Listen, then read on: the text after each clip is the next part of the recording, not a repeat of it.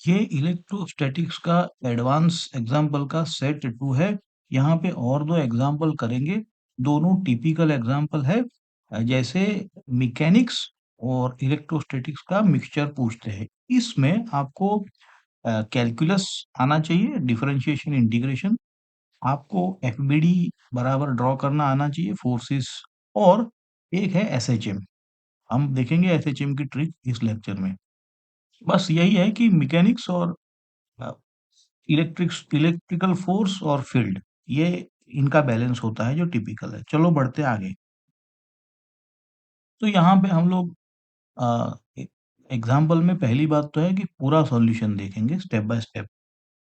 Example 3 में आपको दो पेंडुलम बॉल्स होते हैं, है ना, T sine theta, T cos theta वगैरह। उसका एफबीडी है। और एक इम्पोर्टेंट चीज यहाँ पे है कि अगर बॉल के ऊपर चार्ज लीक हो रहा है तो dq बाई dt होगा। तो उसको आगे कैसे बढ़ाना है, वो एक यहाँ पे आपको अच्छा प्रॉब्लम है।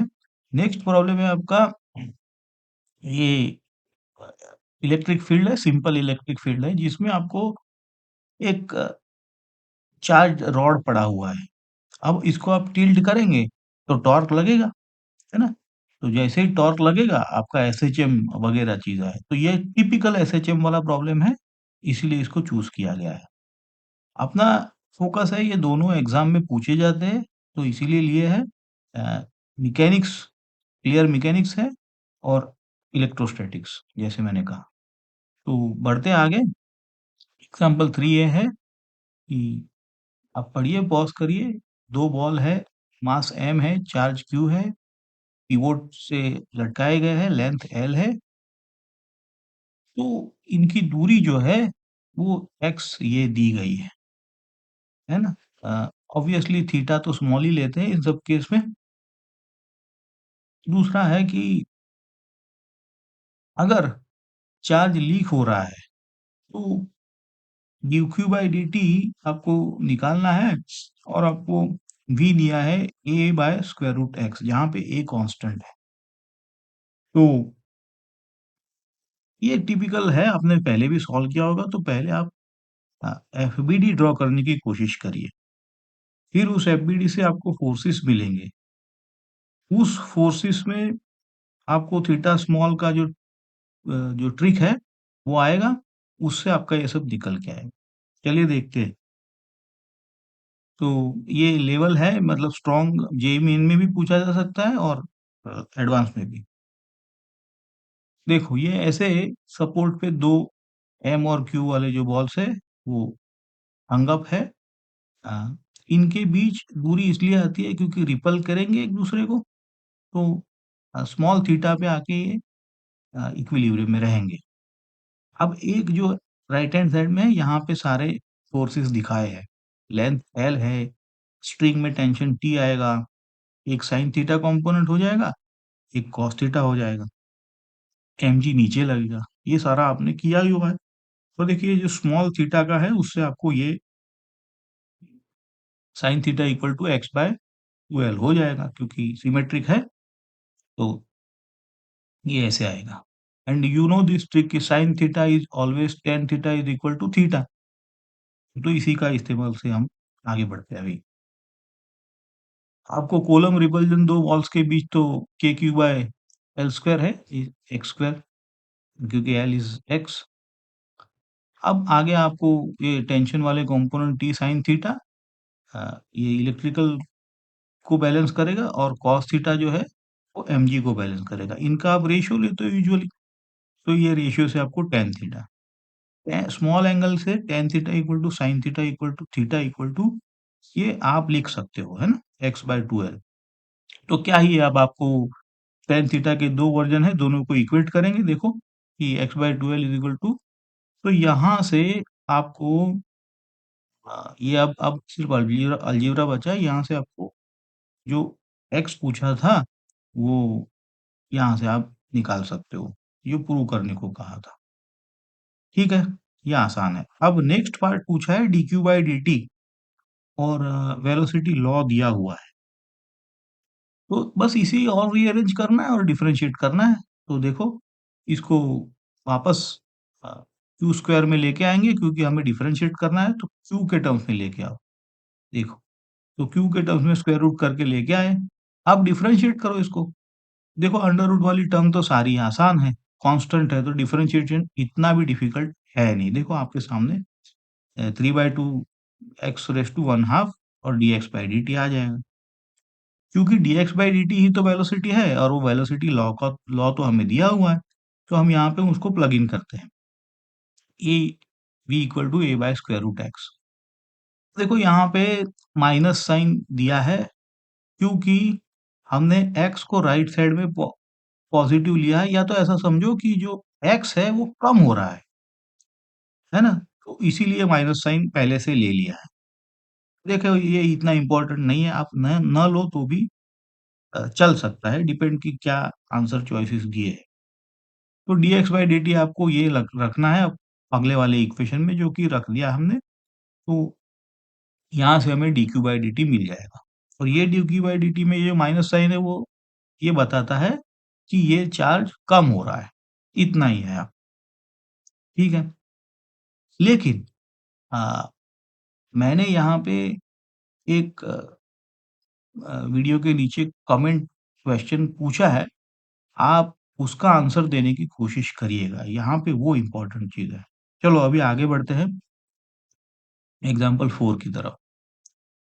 तो यहाँ पे जैसे एक रॉड है, नॉन कंडक्टिंग चार्ज है उसमें, लेंथ दिया है, मास दिया है, चार्ज डेंसिटी दी है, फिगर हम नेक्स्ट पेज पे देखेंगे, और वो ना मिड पॉइंट पे हिंज किया हुआ है और उसके ऊपर एक ई लगता है, इलेक्ट्रिकल फील्ड, जो कि एक्स एक्सिस को पैरेलल है। तो हमें ओमेगा निकालना है।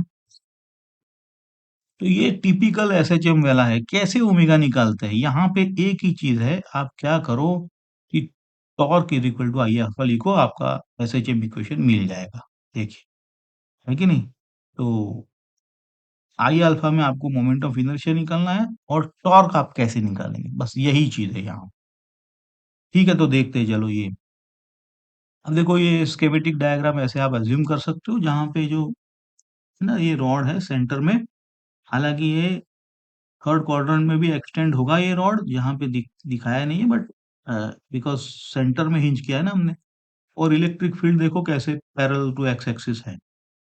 इसकी वजह से देखो ये छोटा-सा एलिमेंट dq अगर ले ले रॉड के ऊपर, तो जो फोर्स उस एलिमेंट पे लगेगा dF is equal to dq into E लगेगा, है ना? और dq क्या है? लैम्ब्डा dx है। तो ये जो dF है उसकी वजह से टॉर्क लगने वाला है, और ये जो थीटा है वो स्मॉल एंगल ऑलरेडी दिया है। ठीक है, स्मॉल एंगल ही है सारे बेसिकली क्रुक्स। ओके, तो यहाँ से हम शुरू करते हैं टॉर्क कैलकुलेट करना। लेंथ हमारा एलिमेंट का dx है, तो उसका चार्ज हमें मिल जाएगा, और चार्ज से फोर्स मिल जाएगा। dq में हम लैम्ब्डा टाइम्स ई dx लिख सकते हैं, क्योंकि देखो dq is equal to lambda dx है। अब टॉर्क के लिए आर्म लगेगा आपको, फोर्स का आर्म तो हमें दिखाया ही ऑलरेडी ऊपर, तो वो भी आपका सिंपल है। अ, इतना आसान मतलब इतना डिफिकल्ट है नहीं। तो आप इसको साइन थीटा से आपका लेकिन यहाँ पे क्या है कि टॉर्क ऊपर वाले फर्स्ट क्वाड्रेंट वाले में भी लगेगा और थर्ड क्वाड्रेंट वाले में भी लगेगा। तो आपको 2 पैर मिलने वाले हैं, है ना? इसलिए यहाँ पे 2x साइन थीटा ले लिया है। ओके, 2 पैर। हम इसका अल्टरनेट वर्ज़न भी आगे देखते हैं कि अगर हम 1 पैर पे करना चाहें, कोई बात नहीं। तो यहाँ से हमें अ, जो डी टाउ है वो मिलेगा अ, डीएफ टाइम्स उसका आर्म जो है 2x साइन थीटा। ओके, अब क्या करेंगे हम इसको? अब पूरा टॉर्क निकालने के लिए तो इसको इंटीग्रेट करना पड़ेगा, और अब ये इंटीग्रेशन हम 0 से L/2 में करेंगे, है ना? क्योंकि हमने ऑलरेडी 2 पैर ले लिए हैं।